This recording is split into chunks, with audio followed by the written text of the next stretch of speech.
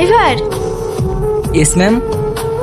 এই নাও, ওই সামনের দোকান থেকে এক প্যাকেট সিগারেট আর একটা কোল্ড ড্রিঙ্কস নিয়ে এসো। সরি ম্যাডাম, আমি পারবো না।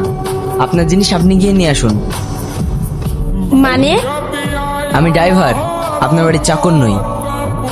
এই, একজন ড্রাইভার হয়ে তোমার তো দেখছি খুব অ্যাটিটিউড। তো ডিসকাস্টিং। হেই চল। আর শোন, তুই এখানেই দাঁড়িয়ে থাকবি, আমরা আসছি। Okay madam. হ্যালো জান, কোথায় আছো? এই তো আমি পার্কে আছি। ঠিক আছে, তুমি ওখানেই থাকো, আমি আসছি। তোমার সাথে ওই অসভ্য ড্রাইভারটা নেই তো? আরে না গো। আচ্ছা এসো। চল। স্যার। হ্যাঁ বসুন, বলুন আপনার জন্য কি করতে পারি।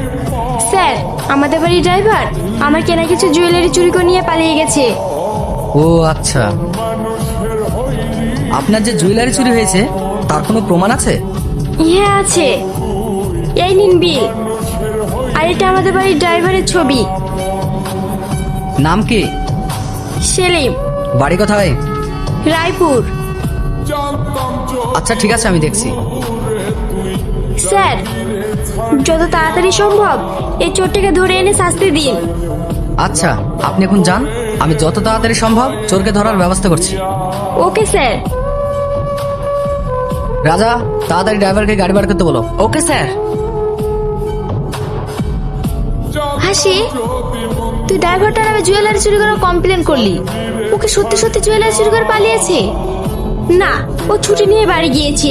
এই সুযোগে আমাকে অপমান করার প্রতিশোধ নেবার জন্য ওর নামে মিথ্যা মামলা করে দিলাম। এবার বুঝুক ছেলা। হ্যাঁ, তুই ঠিকই করেছিস, ড্রাইভারটার না খুব অ্যাটিটিউড। হ্যাঁ, এবার ড্রাইভারি বাদ দিয়ে জেলের ভাত খাবে।